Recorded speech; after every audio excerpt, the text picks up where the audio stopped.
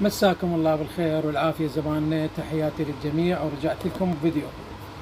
طبعا محتاجة بياض خلال اسبوع للجسم او للبشرة. جبت لك مجموعة للجسم مرطب البابايا، طبعا هذا صارت ضجة عليه كلش قوية.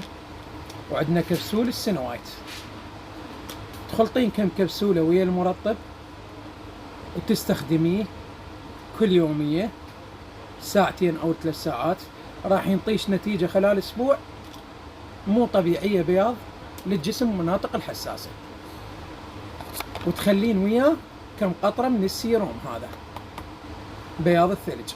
تردين تستخدميه للبشرة، تستخدمين هذا الكبسول وهذا السيروم خلال اسبوع، راح ينطيك نضارة وتفتيح للبشرة مو طبيعي.